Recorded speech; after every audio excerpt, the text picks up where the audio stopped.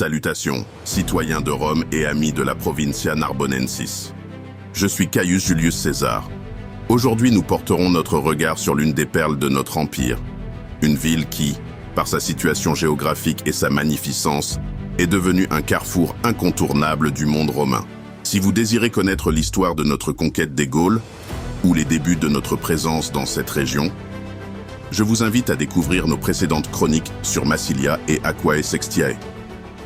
Aujourd'hui, c'est Arles qui sera au cœur de notre récit. Cette ville où le Rhône et la Via Domitia se rencontrent pour faire éclore une puissance digne de Rome elle-même. Bienvenue sur Provence 2.0. Arles, assise sur les rives du Rhône, jouissait d'un emplacement envié de tous. Le fleuve, tel un coursier indomptable, transportait vers la ville les richesses des montagnes du Nord, des territoires helvétiques et des plaines de la Gaule. En conjuguant les forces du fleuve avec celles de la Via Domitia, qui traversait la Gaule et reliait la Méditerranée aux contrées espagnoles, Arles s'est rapidement imposée comme la cité la plus stratégique de la Provincia Narbonensis. Les Aixois et les Massaliotes, attirés par les opportunités qu'offraient ces échanges, s'y installèrent rapidement.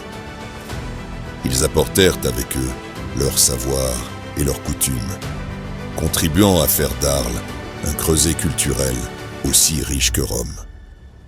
Les produits frais des montagnes, les métaux, les épices, tout convergeait vers cette cité, renforçant son statut de capitale économique.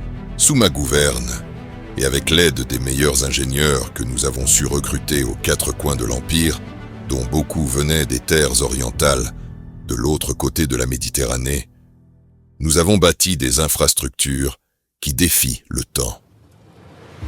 Le Rhône, tout puissant qu'il était, pouvait être capricieux lors de ses crues. Plutôt que de construire un pont fixe, mes ingénieurs ont conçu un pont mobile, une prouesse d'ingénierie permettant de s'adapter aux caprices du fleuve tout en contrôlant les flux commerciaux. Ce pont, en se déplaçant selon les besoins, permettait aux navires marchands de traverser en toute sécurité, tout en assurant une taxation équitable des marchandises entrant et sortant de la ville. Les taxes prélevées à ces ponts et à d'autres péages sur les routes alentours enrichissaient non seulement les caisses de l'Empire, mais aussi la cité elle-même. Une part de ces fonds était réinvestie pour offrir à la population des jeux gratuits dans l'amphithéâtre et pour garantir l'accès à l'eau potable et aux thermes publics. Les thermes, sous l'œil vigilant de mes consuls, étaient bien plus qu'un lieu de détente. Ils représentaient l'un des plus grands triomphes de notre civilisation. Dans ces lieux sacrés, le peuple pouvait se délasser après une journée de labeur, tout en se nourrissant de l'enthousiasme et de la ferveur qui animait l'esprit de Rome. Mais les thermes n'étaient pas réservés qu'aux citoyens ordinaires. Les plus riches d'entre eux faisaient construire leurs propres bains privés dans leurs villas, véritables palais où la lumière du jour pénétrait par de vastes cours intérieures, embellies de jardins luxuriants. Ces villes-là, soigneusement entretenues par des esclaves, offraient à leurs maîtres un cadre de vie digne des plus grands patriciens de Rome. Les maisons patriciennes disposaient souvent de grandes cours, avec des fontaines et des jardins soigneusement entretenus. Mais il ne faut pas oublier les habitations plus modestes, où les serviteurs et les ouvriers vivaient dans des quartiers bien organisés, souvent autour des places et des marchés, profitant eux aussi des bienfaits de la vie romaine. Le forum d'Arles, que j'ai personnellement ordonné d'agrandir et d'embellir, était le cœur battant de la ville, un lieu où s'échangeaient non seulement des marchandises, mais aussi des idées et des intrigues politiques.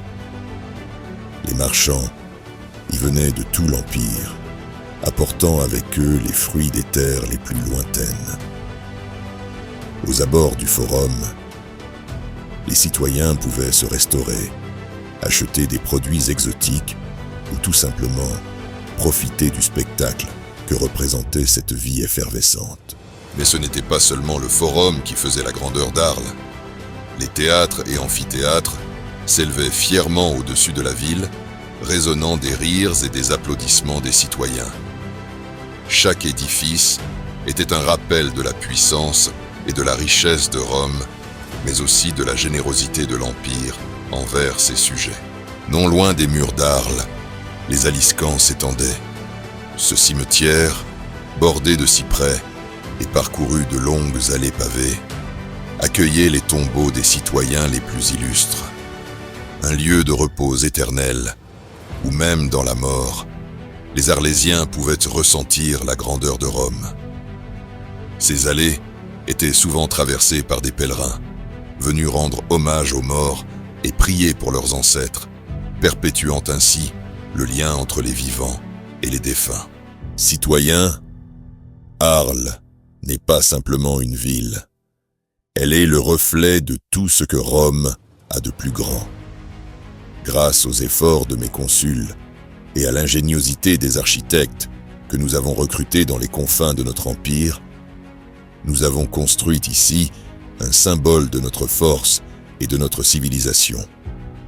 Elle symbolise notre capacité à maîtriser les éléments, à bâtir des infrastructures qui traversent les siècles et à offrir à nos citoyens un mode de vie dont aucun autre peuple ne pourrait même rêver.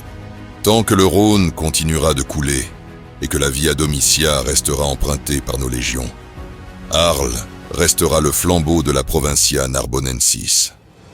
Souvenez-vous que, où que vous soyez dans cet empire, Rome n'est jamais loin, car elle vit dans chaque pierre, dans chaque route, dans chaque édifice que nous avons construit. Que votre fierté soit à la hauteur de notre gloire, et que cette fierté continue de faire briller le nom de Rome à travers les âges.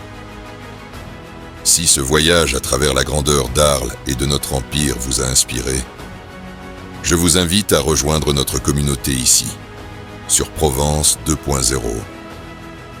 Abonnez-vous pour ne rien manquer de nos prochaines chroniques sur les trésors cachés de la Provincia.